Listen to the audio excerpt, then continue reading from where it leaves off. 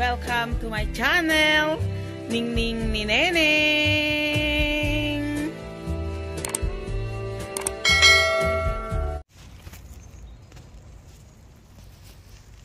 Guys, nandito tayo sa loob ng bahay at nagluluto ng masarap na pagkain para sa happy family. Sa kusina guys at magluluto na tayo.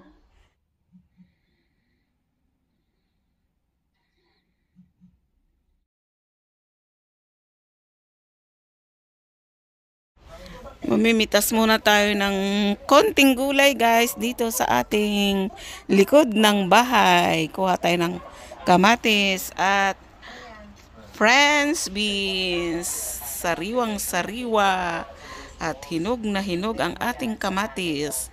Manamis-tamis na re-recado natin sa ating lulutuing napakasarap na pinakbet. Parang nasa probinsya lang. Maraming tanim sa likod ng bahay ni Ningning ni Neneng. Masipag magtanim ang aking asawa guys ng gulay. Kaya ito, nalilibre kami ng ilang mga gulay. At syempre, pag-press, healthy, yummy pa. Hope na mag-enjoy kayo guys sa ating recipe Pinoy food na pinakbet.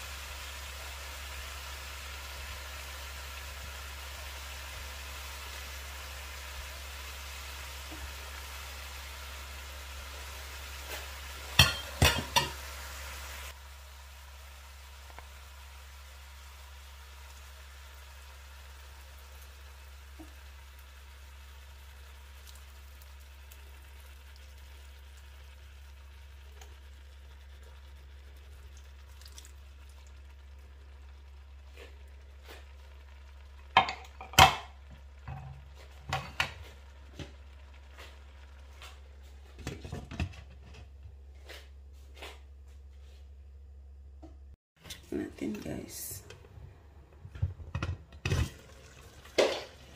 Hindi pa pwede, guys. Konti pa. Takpan muna natin, guys. Hindi pa luto. Natin, guys. Malapit na. Ilagay na natin yung sahog na isda, guys. Kasi ilagay ko sana, guys. Baka madurog. Kaya ipatong na lang natin. O, diba, guys?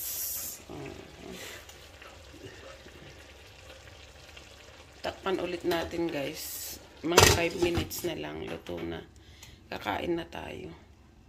Check na natin, guys. Ayan na yung ating pinakbet. Luto na. Kain na tayo. Nangyayami pinakbet.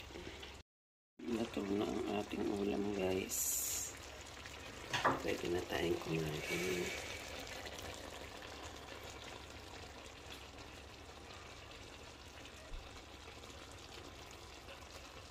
Much, guys, for your love and support on this channel. Neneng. I love you, I love you, I love you.